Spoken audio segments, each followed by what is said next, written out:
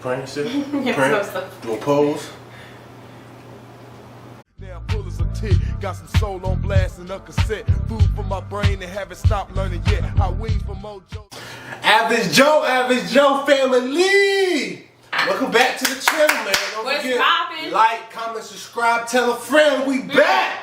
Episode 2 back in the building. We are eating good once again. What we eating today on Boo? Tell them, man. So I have smothered chicken thighs Ooh. with rice. Ooh. Babe prefers his meat not to be smothered, so he has rice and gravy with chicken thighs. The only thing I like smothered is my thighs, man. Damn, Boo. Is your thighs, you're having a thigh? You know what type of thighs I'm talking about. This shit bomb. But Is it? today we're coming to a topic. I seen this actually on Instagram on the Shade Room. The Game, who's a famous rapper who's retired, he said the only time a man is appreciated is when he's providing something. Money, cars, a roof over your head. That's the only time he's appreciated. How you feel about that, Boo? Let me take a sip on that. Okay? Go ahead. Table a sip on that. I think it's true to a certain extent. Only because, you know, growing up, every parent would tell you, you know, you need a man that can provide. So I think a lot of those women that are stuck in that mindset grow up that way. And I mean, essentially in today's world, we associate a provider with being the man of the household. Most men want power, they want control. Well, you can start with providing for this household. Damn, this shit good, Boo. I thought you were saying that in my comment. Your comment was good too, but say the woman is the breadwinner and the man is down at the time. Okay. The man trying to find a job. He's stuck between jobs, you know. He's still trying to provide, do his best, but you know things aren't going his way at the moment. Okay. What's your take on that? I feel like that's a conversation that you need to have with your partner. You know, it could be up and down for the man, it could be up and down for the woman. So, I mean, if the man is the one that's between jobs, like, I mean, who's to say you can't expect to be laid off? You can't expect for things to happen. You can't expect for COVID to happen. So, I feel as if that's a conversation you need to have, and that's just a phase that you go through. Things will shift. Just like you being the provider would shift, but it all goes back to having a conversation.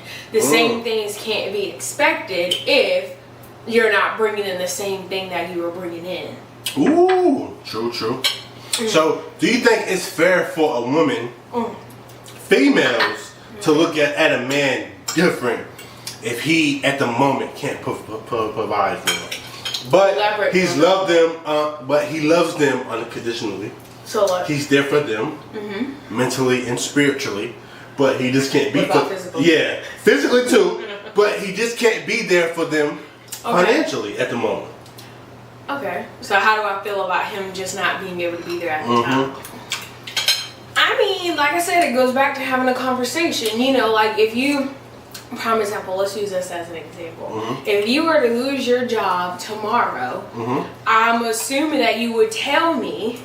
We would have the conversation and be like, look, this is what needs to happen. This is what I'm unable to do after a certain amount of time. I'm going to be doing X, Y, Z to make sure I'm back to the point of where I was. And that's just something we would take care of in our relationship. Now, would you look at the man differently? For us, as an example, I wouldn't, only because I know what you do for me now. Because like I said, you can't predict. Now, I mean, if you going to work not doing your damn job, then I'll be like, what the fuck is wrong with you? But I know your work ethic. So, I mean, like I said, you can't predict when things happen. So I can't hold that against you. Against me, good answer. That's why she's a keeper, y'all.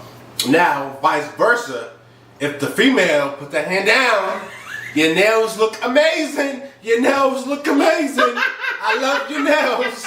I like the pretty red. But now, for instance, if it was the female, on the other hand, I feel like that's more common for, you know, the female not to be the breadwinner. the female to want the male, you know, to provide more, you know. Say a male takes a female out 9, 10 times. Out of those 10 times, 8 of the times the male is going to pay. Okay. You know, and that's perfectly fine. The male isn't going to think nothing less of the female because that's what males are expected to do. Which, you know, in our case, I'm appreciative of you doing all that you do. You know, being, you know, boo, we in this together. You know, so if you cover half the times, I'm gonna cover the other half, which I am appreciative of that because you are a queen. You feel me? That is real queen status. Put that hand down. I love your nails. But there are males out there who has a female who, if they go out 10 times, the other female is expected. I'm sorry. If the male takes them out 10 times, the male is expected to pay 10 times out of 10. Which, in my perspective, I feel like, you know, that's unacceptable. I'm sorry. I'm sorry. You know, I mean, if I'm taking a female out 10 times out of 10, if you expect me to pay, like, and especially if I'm not getting no cheeks. Like, if I pay 10 out of 10 times, and if I'm not getting no cheeks, that's a problem for me. Because I feel like you're just using me. For my money. Like, you know, like, what are we doing here? And I do understand everybody got their own opinion, but that's just my opinion. Like, if it's 10 times out of 10, I expect you to pay at least 2 to 3. Out of 10. Out of 10. Okay. 2 to 3. So, me personally, I wouldn't use you not receiving cheeks as to how many times you should treat a woman. Only because, you know, in the courting stage, if y'all are only going out once a week, best believe you need to be paying to court me. And that's what you did when we started dating. I think we did start early on, like, okay, well, you pay for this, I'll pay for that. But at the end of the day, you know, a woman is going to test to see if a man really wants to pursue her.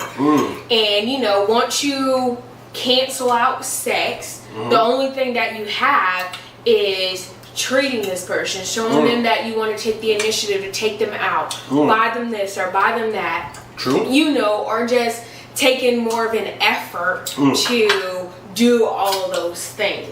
So I feel like if you're willing to do that, the cheeks is gonna come. Ooh, very, very true. So you should not associate, well, I'm not getting no cheeks, so I shouldn't pay 10 times in a row. Not saying, you know, it's down to exactly 10 different dates. But, you know, but then it can also go back to the type of woman that you're dealing with when you're courting. Exactly.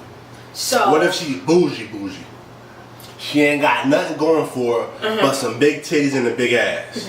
And she's used to, and you would, exactly. And I hate males who spend time and money on females who just got big ass, big titties, but don't got nothing to bring to the table. You know, can't sit down and have an intelligent conversation with you. Can't cook a meal like this. Can't cook a meal for you. That's just me. You know, and there's a whole bunch of males out there who think, you know, that's what they want, you know? They don't care if the female can't cook a meal. They don't care if the female can't have an intelligent conversation. They all about the ass and the titties. Right. That's fine. There's nothing wrong with that. But personally, me, I'm sorry. I need a female to have, you know, to be able to cook, to be able to have an intelligent conversation. You know what I mean? Yeah. That's just me. Coming from my I mean, from a woman's perspective, I think it goes both ways. You know, I want someone, I mean, I have him, so don't think that, you know, I'm not talking about him, followers. But, you know, say if I was single, I would want someone that can have an intelligent conversation with me, you know, that has ambition, that has goals. We've had plenty of conversations when we first started dating at IHOP, because, you know, we're from Jacksonville, so it's a small town. You can only do with what you have to do. But I enjoyed it. And you talked about, like, the goals that you wanted, the things that you wanted to do. You know, like, we both talked about, like, moving out of state, doing more for ourselves, and we actually did that. So I think it goes both ways. That a woman wants the same thing a man wants. I want someone that can cook for me when I've had a long day at work. Me personally, my job, I'm not guaranteed to get off at 5 o'clock every day. True. Versus you have the flexibility to do that. Getting off every so day, it's just, it goes both ways, as you have always told me that everything goes both ways. I mean, both of you all are, both people in a relationship are two human beings. True. Choosing to be with each other. Therefore, I feel like you both should be contributing to the relationship. Whatever that may be, it should be an equal, what's the word I'm looking for? A relationship is whole. So 50-50. It shouldn't be one person giving 80, the other person giving 20. Or one person giving 70, the other person is giving 30. That's why marriages are like so high right now in divorces. I think it's like what, 61% or 57%? That is horrible. So that means half the people that get married get a divorce. That's why you gotta really spend time getting to know them. Yeah. Getting to know the person, getting to know, okay, if she's gonna be down for me when I'm at my worst, and I'm gonna be down for her when she's at her worst, That's a relationship, and that's how I personally feel like things should go. It should be 80-20. Like, what type of shit is that? I'm giving 80% of me and you want to give it 20% to make a whole? To make the 100%? No. That's not, how does that work? I mean, it's easy to say that it's supposed to be 80-20 because the man is supposed to do everything. But once you're in it, I feel like the more, for example, the more he does for me makes me want to do more for him. True. Like it could be the smallest of thing, like, well, you cooked dinner last night, let me cook dinner tonight. True. Or you paid for dinner the last 3 times we went to dinner, so let me treat you. Or, if you've taken me to dinner 3-4 times and I'm like, well, babe, let me take you out on a date. True. I think it's more so the type of woman you're dealing with. And me, genuinely, I enjoy doing for others that I care about. And you're one of those things. I'm blessed, I'm blessed. Like this weekend, how many times we go out to eat? Twice? 3 times? No, I feel like it was more. I think. No, we went to Salt and Lime, which we found a hidden gem in Raleigh, North Carolina. Off the Falls of Newton. Off the Falls of Newton. Salt and Lime. Oh my God, that Cabo burger. Amazing. By the way, I did pay. Yes, you did. But like I said, this is my queen. Yeah. So I don't mind, going out my way, treating her, if we pay. I don't mind that at all because this is my queen. But I feel like sometimes like when that waiter brings that check, it gets awkward. For us, it's never been that way. But I know some couples who, when the check is placed on the table, it's always quiet and it's like, who gets it? It's always that conversation. Well, I paid for this week, so you should pay for this. Luckily, I'm not in that predicament. Me and my queen have an understanding.